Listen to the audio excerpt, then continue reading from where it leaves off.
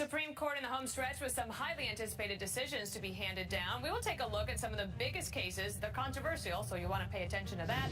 Back here, the U.S. Supreme Court is beginning the last few weeks of its term. Today, justices denied a Trump administration request to fast-track a DACA case.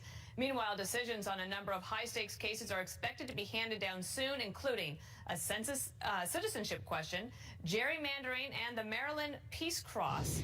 Garrett Tenney is live in Washington with the latest. Garrett? Dana, we're expecting decisions on roughly 30 cases this month before the court goes on its summer recess. And those 3 cases that you mentioned are some of the most high profile. But there is an extra sense of urgency surrounding the census citizenship question case because census forms need to be printed soon in order for them to get out to every household by next year. 17 states, D.C., and several cities are challenging the Trump administration's plans to ask about citizenship on the 2020 census. Opponents argue that including the question would discourage immigrants from participating and lead to an inaccurate count of the population. The government argues it's needed to help enforce the Voting Rights Act.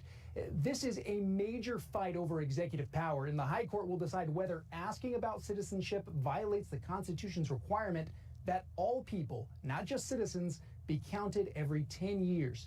2 other big decisions we're waiting on deal with gerrymandering. In a case looking at North Carolina's congressional map crafted by Republicans, the court will decide if electoral districts can be too partisan, and if they are, what role should the court play to fix it?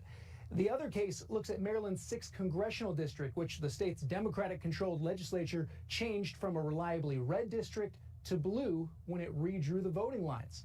Those cases caught the attention of former California Governor Arnold Schwarzenegger, who attended a rally outside the court in March. It is the politicians that are drawing the district lines so that they can pick the voters rather than the voters choosing the politicians. They've turned the system upside down.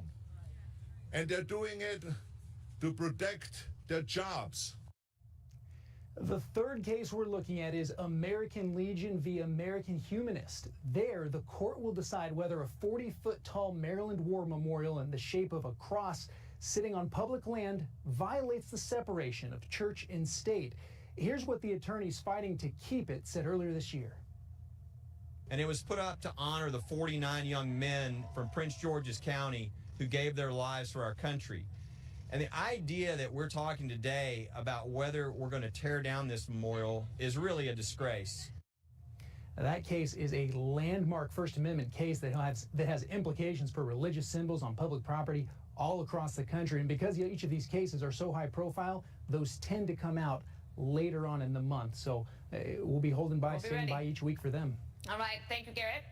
Let's bring in Elizabeth Wydra. She's Constitutional Accountability Center president, and Gail Trotter is a spokesperson for Judicial Crisis Network. So it's good to have you both here. I do want to start with the census because I feel like that is the one that is, in some ways, the most politically charged.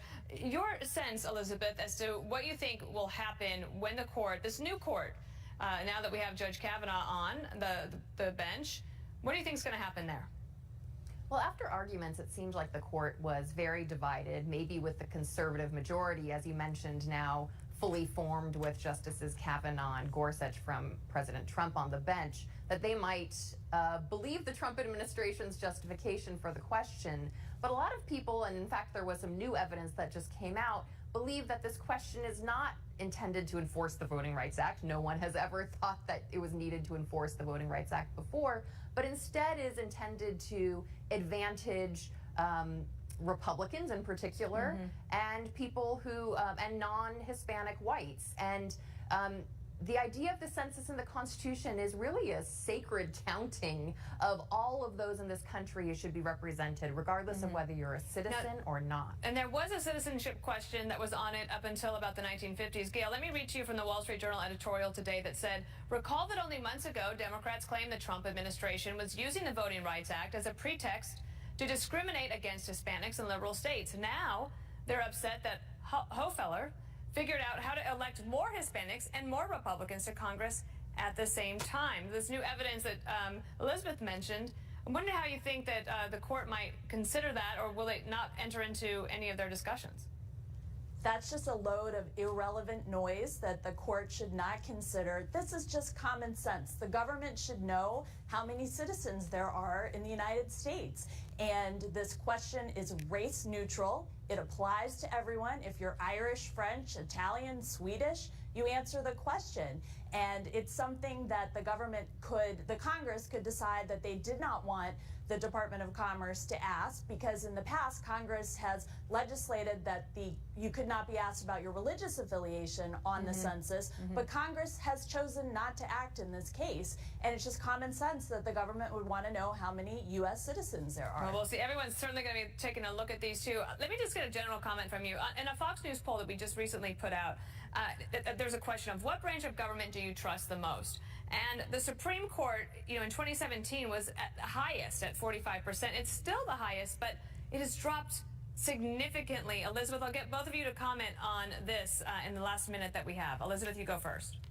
I think it relates in some ways back to what we were just talking about. The Supreme Court seems to be increasingly political, and we saw last term when the court took President Trump's lawyers' justification for the Muslim ban, which that it wasn't a ban, which seemed to contradict Trump's justification that it was a Muslim ban. And then here it looks like the court is going to accept a rationale for the census citizenship question that isn't what the Trump administration themselves behind the scenes thought. So I think that that's where some of this is coming from. Gail, I've got about 25 seconds. Go for it.